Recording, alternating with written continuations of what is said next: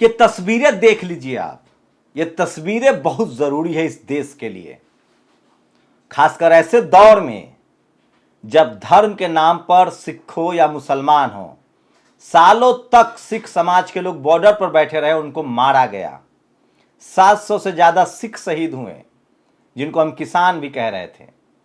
मुसलमानों के घर पर बुलडोजर चल रहे हैं, पिछड़ों की हकमारी हो रही है, हत्या भी हो रही है, शेड्यूल कास्ट की हत्या हो रही है, आदिवासियों को तो सालों से हत्या हो रही थी।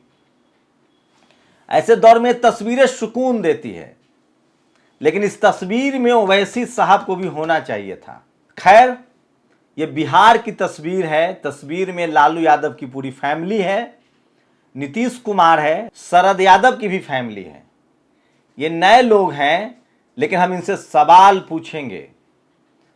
पूछेंगे कि बाबा साहब की विरासत कैसे बचेगी, मानवर कांसीराम साहब का सपना कैसे पूरा होगा कि आरक्षण से लेंगे एसपीडीएम और वोट से लेंगे सीएम पीएम। हम सवाल पूछेंगे कि कैसे आरक्षण बचेगा, सोशल जस्टिस बचेगा, और क्या ये तस्वीरें पूरे देश में एक साथ नहीं आ सकता है। बिहार में SC ST OBC minority, Nitish Kumar, Owaisi साहब, आप ओवैसी साहब को इनकार नहीं कर सकते हैं, वो इसी मिट्टी के बने हैं। इस देश के वो तमाम मुसलमान, तमाम दलित, तमाम पिछड़ा, तमाम आदिवासी, तमाम अल्पसंख्यक समुदाय जिनके साथ जाति और धर्म के नाम पर भेदभाव हुआ है, जिन पर अत्याचार हुआ है, और करने वाले सब एक हैं, वो मनुवादी। कौन मार रहे थे सिखों को? बहाना इंदिरा गांधी था। मार कौन रहा था? कितना बड़ा नरसंहार झेला है उन्होंने, सिख कम्युनिटी ने। वही नरसंहार आज मुसलमान झेल रहे हैं। शेड्यूल कास्ट के लोग रोज झेलते हैं, रोज डेली के डेली। पिछड़े की हकमारी हो रही है, वो भी रोज झेलता है। बस फर्क इतना है कि उसकी सामाजिक समझ, राजनीतिक समझ एक हो नहीं रही है, और ये बिहार की इन तस्वीरों में सिमटा है। कर्पूरी ठाकुर की विरासत, सोनेलाल पटेल की विरासत, रामस्वरूप वर्मा की विरासत, पेरियार ललई सिंह यादव की विरासत, जगदेव बाबू की विरासत, सम्राट अशोक का विरासत, चंद्रगुप्त मौर्य का विरासत, शिवाजी महाराज का विरासत। इस देश में जाटों को मारा गया, इस देश में गुर्जरों को मारा गया गोली से, इस देश में पटेलों को मारा गया। मांग क्या रहे थे? अपना हक।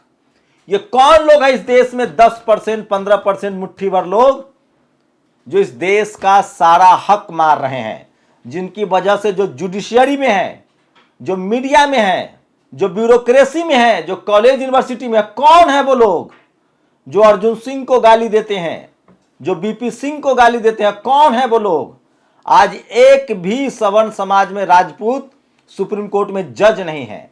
आज सेना की बहाली रुकी हुई है, जहां राजपूत समाज के सबसे ज्यादा युवा जाते थे। कहां है उनके पास नौकरियां? लिस्ट तो निकलवाइए, किसका ओवर वेटेज है? कौन लोग? सिर्फ ब्राह्मण समाज के लोग हर जगह ओवर वेटेज हैं। कैबिनेट सेक्रेटरी से लेकर ये ईबीएस, इकोनॉमिक वीकर सेक्शन का आरक्षण कौन खा रहा है? तो ये पूरे सोशल जस्टिस की लड़ाई को बचाने के लिए तस्वीरें बहुत जरूरी है। नमस्कार, मैं शंभू कुमार सिंह और आप देख रहे हैं नेशनल दस्तक। तमाम तरह के कयास लगाए जा रहे हैं कि बिहार में नीतीश कुमार मिले हैं तेजस्वी यादव से, लालू जी को जमानत मिल गई, सरकार बनेगी। सरकार बनना बिगड़ना बड़ी बात नहीं है, बड़ी बात है इस देश का संविधान सुरक्षित होना।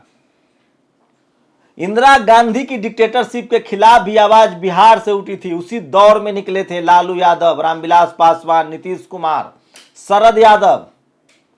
आज जिस दौर में जब मीडिया को वाले को जेल में डाला जा रहा है, मुसलमानों को जेल में डाला जा रहा है, सोशल जस्टिस खत्म हो रही है, सारी कंपनियों को बेचा जा रहा है, उस दौर में इस तस्वीर के मायने समझिए।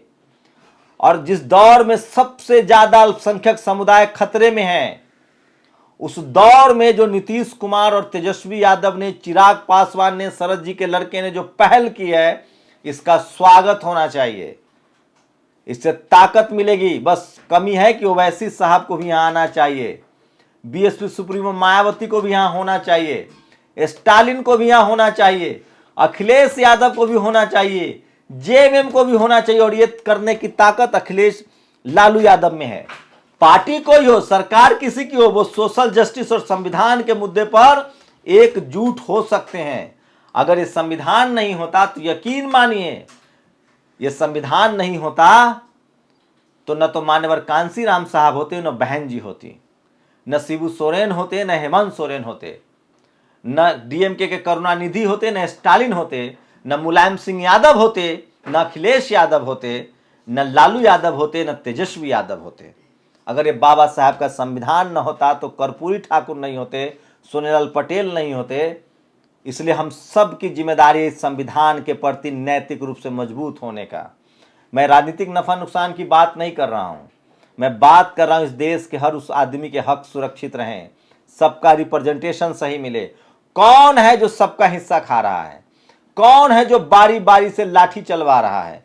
कभी सिखों पर मारा जा रहा है, कभी पटेलों को मारा जा रहा है, कभी मराठाओं को मारा जा रहा है, कभी जाटों को मारा जा रहा है, कभी गुर्जरों को मारा जा रहा है। जब वो अपने अधिकार की बात करते हैं, वो कौन लोग हैं जिन्होंने बीपी मंडल को प्रधानमंत्री नहीं बनने दिया गया और मोरारजी देसाई बन गए? वो कौन लोग हैं? इनकी पहचान बहुत जरूरी है। वो कौन लोग हैं? जब देश में BP Singh social justice OBC commission लागू कर रहे थे तो रथ यात्रा निकाला जा रहा था। वाजपेयी की वो लाइन याद कीजिए जिसमें उन्होंने कहा था कि दो कांटे थे मेरे पैर में, एक मुलायम सिंह यादव और एक कांसीराम साहब, और मैंने दोनों को निकाल के फेंक दिया। वो कौन लोग थे बिहार में जिन्होंने नीतीश कुमार, रामविलास पासवान, शरद यादव और लालू यादव में फूट डाला? इनके आने वाली नस्लों को एक होना पड़ेगा, नहीं तो जब आपका समाज नहीं बचेगा तो आप भी नहीं बचेंगे। आज जिग्नेश मेवानी को गिरफ्तार कर लिया जाता है, चारों तरफ चुप्पी है, क्योंकि आपके पास टीवी नहीं है, अखबार नहीं है, मीडिया नहीं है। आप कल्पना कर सकते हैं कि देश में कितना डर और दहशत का माहौल है। मुझे नहीं पता होता है कि अगले पल कौन खबर मेरे लिए आखिरी खबर होगी। आखिर इस देश में, जिस देश में हम बहुसंख्यक हैं, जिस देश में संविधान है, जिस देश में सड़क हम बनाते हैं बहुजन, जिस देश में बिल्डिंगें हम खड़ी करते हैं, जिस देश में मजदूरी हम करते हैं, जिस देश में सब्जी हम उगाते हैं, सब्जी हम बेचते हैं, जिस देश में गाय हम पालते हैं, जिस देश में मछली हम पकड़ते हैं, जिस देश में हल हम जोतते हैं, जिस देश की रक्षा हम करते हैं, कौन करता है इस देश की रक्षा? कौन है जवान? वो किसान का बेटा ही तो है, वो सिख ही तो है, वो मराठा ही तो है, वो जाट ही तो है, वो गुर्जर ही तो है, वो ठाकुर ही तो है। ये कौन लोग हैं जिन्होंने मीडिया पर कब्जा कर रखा है, जुडिशियरी पर कब्जा कर रखा है, ब्यूरोक्रेसी पर कब्जा कर रखा है? ये कौन लोग हैं जो झूठ फैलाते हैं? इनकी पहचान कीजिए आप। ये कौन लोग हैं जो आपके बच्चों के हाथ में तलवार पकड़ाते हैं धर्म के नाम पर? ये कौन लोग हैं जो सरकारी स्कूल को बर्बाद कर रहे हैं? ये कौन लोग हैं? इनको पहचानिए। जब आप पहचानेंगे तो सबके जड़ में निकलेगा मनुवादी। ये वो लोग हैं जो इस देश को खोखला कर रहे हैं। ये वो लोग हैं जो इस देश का पैसा लेके विदेश भाग जा रहे हैं। कोई मुसलमान भाग रहा है क्या? कोई मराठा भाग रहा है क्या? कोई सिख भाग गया क्या? कोई गुर्जर भाग गया? कोई जाट भाग गया? कोई ठाकुर भाग गया? कौन लोग हैं? इनकी पहचान कीजिए। और कौन लोग हैं जो आपको लड़ा रहे हैं? वही लोग हैं जो इस देश के संविधान के खिलाफ हैं। और ऐसे लोगों को पहचानिए जो आपके बच्चों से स्कूल छीन रहे हैं। और ये तस्वीर हमें ताकत देती है। सत्ता आती जाती रहेगी, राजनीति आती जाती रहेगी, देश बड़ा है, संविधान बड़ा है, इंसानियत बड़ी चीज है। आज धर्म के नाम पर लड़ाया जा रहा है, जाति के नाम पर शोषण हो रहा है सदियों से। इनको पहचानिए और ये काम करना पड़ेगा इस देश के पहले सेकेंड जनरेशन नेताओं को, चाहे वो अखिलेश यादव हो, चाहे वो तेजस्वी यादव हो, चाहे वो चिराग पासवान हो, चाहे वो मुकेश सहनी हो, चाहे वो उपेंद्र कुशवाहा हो, चाहे हेमंत सोरेन हो, चाहे स्टालिन हो। इनको आपके नेताओं को डिमोरलाइज किया जाता है कि ये परिवारवाद हैं। इनको साबित करना पड़ेगा कि इन्होंने अपनी मेरिट से इस जगह को अपनाया है और जनता की सेवा कर रहे हैं, इस देश को बेहतर मुल्क बनाने की तरफ काम कर रहे हैं। इस देश में सिर्फ और सिर्फ एक ही जाति और एक ही धर्म विशेष के लोग सिस्टम पर कब्जा जमाए हुए हैं। उनको हिंदू मत कहिए। हिंदू तो जाट भी है, गुर्जर भी है, पटेल भी है, मराठा भी है, राजपूत भी है। वो कहां है सुप्रीम कोर्ट में? वो कहां है कैबिनेट सेक्रेटरी? वो कहां है आर्मी चीफ? वो कहां है बिजनेस में? बारी बारी से सबको साइड किया जा रहा है और मुट्ठी भर लोग जो हैं इस देश को रूल कर रहे हैं और वही मीडिया में बैठे हुए हैं, वही जुडिशियरी में बैठे हुए हैं, वही ब्यूरोक्रेसी में बैठे हुए हैं। बहुत लोगों को कल पेट में दर्द हो रहा होगा। सोचिए, एससी एसटी ओबीसी माइनॉरिटी के नेताओं को एक साथ बैठने से पेट में दर्द होता है। नीतीश कुमार और तेजस्वी यादव के एक साथ बैठने से पेट में दर्द होता है।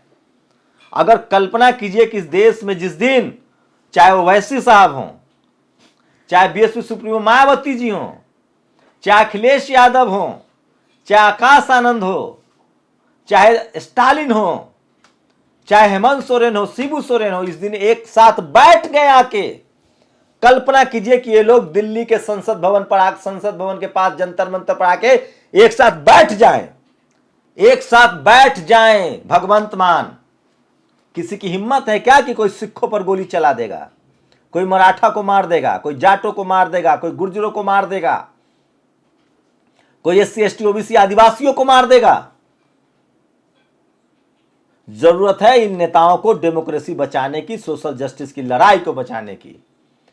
कोई ईडी सीबीआई की ताकत नहीं है कि इनको गिरफ्तार कर ले, क्योंकि ये सब लोग बेदाग हैं, इनको फंसाया गया है। और फंसाया कैसे गया है?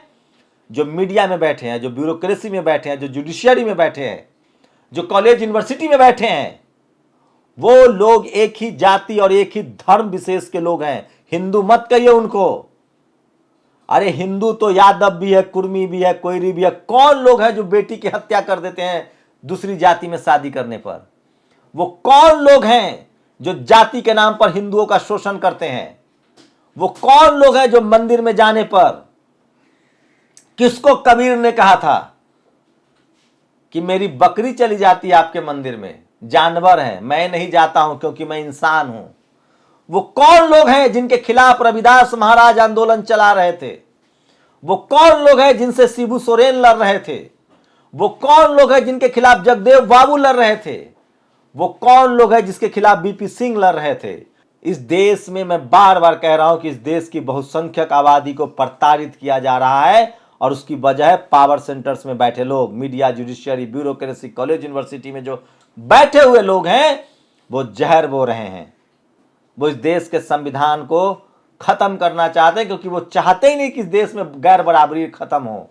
वो चाहते नहीं कि भारत एक बार फिर से सोने की चिड़िया बने, बहुत मजबूत भारत बने।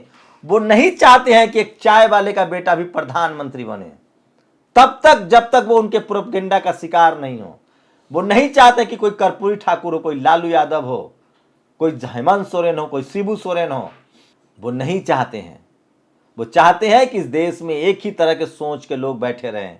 इसको समझना पड़ेगा, और इन तस्वीरों से साफ होता है। आप कल्पना कीजिए कि जब एक साथ इफ्तार करने से लोगों के पेट में दर्द हो रहा है, तो अगर इन लोगों ने एक साथ राजनीति शुरू कर दी तो इस देश से कोई संविधान खत्म नहीं कर सकता है।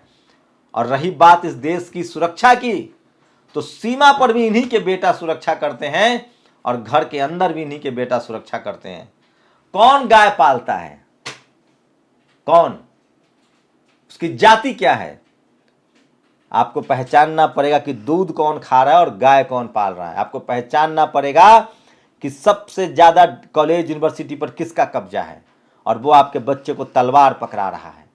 और ये बात हमारे सेकेंड जनरेशन नेताओं को समझनी होगी, और नहीं तो आपको ऐसे लीडरशिप खड़े करने पड़ेंगे जो सड़कों से आया हो। आप सोचिए, एक इफ्तार के बहाने नीतीश कुमार और लालू यादव के एक साथ आने से किस तरह का रक्त संचार हो रहा है, किस तरह से फिजा बदल गई है। मैं फिर कह रहा हूं, ये देश बड़ा है, ये मुल्क बड़ा है, संविधान बड़ा है। संविधान इस देश को एक धागे में पिरोती है, उत्तर से दक्षिण, पूरब से पश्चिम। अगर इस संविधान न हो तो हम जातियों में, टुकड़ों में और कबीलाओं में बढ़ जाएंगे। इस संविधान के खिलाफ जो लोग हैं उनको पहचानिए। कौन लोग राष्ट्रीय संपत्ति को बेच रहे हैं मुट्ठी भर लोगों के हाथ में? कौन लोग जाति और धर्म देखकर बुलडोजर चला रहे हैं? इनकी पहचान जरूरी है।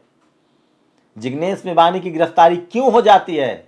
किसी के दिमाग में बैठा हुआ है कि वो शेड्यूल कास्ट है, उसका समाज उसके साथ खड़ा नहीं होगा। मराठाओं पर गोली क्यों चलती है? क्योंकि पहले क्या करते हैं लोग? पहले मराठाओं को बदनाम करते हैं और पूरे देश से काट देते हैं, फिर गोली मार, उनका आरक्षण नहीं देते हैं। पटेलों को क्या करते हैं? पूरे देश से काट देते हैं, फिर उन पर हमला करते हैं। सिखों के साथ क्या किया था? पूरे देश से काट दिया टीवी अखबार के जरिए, फिर उन पर हमला किया। ये समझना पड़ेगा आपको। और ये नए जनरेशन के नेताओं को समझना पड़ेगा, जिसके साथ भी अन्याय होगा इस देश के बहुसंख्यक आबादी को, SC ST OBC माइनॉरिटी को और तमाम शोषित वंचित समाज को और प्रोग्रेसिव लोगों को उसके साथ खड़ा होना पड़ेगा, तब जाके मुल्क बेहतर मुल्क बनेगा। क्या लगता है आपको कि ओवैसी साहब की कमी नहीं खल रही थी? बिल्कुल खल रही थी। आपको क्या लगता है यहां नहीं होना चाहिए था अखिलेश यादव को, नहीं होना चाहिए था स्टालिन को, नहीं होना चाहिए था हेमंत सोरेन को?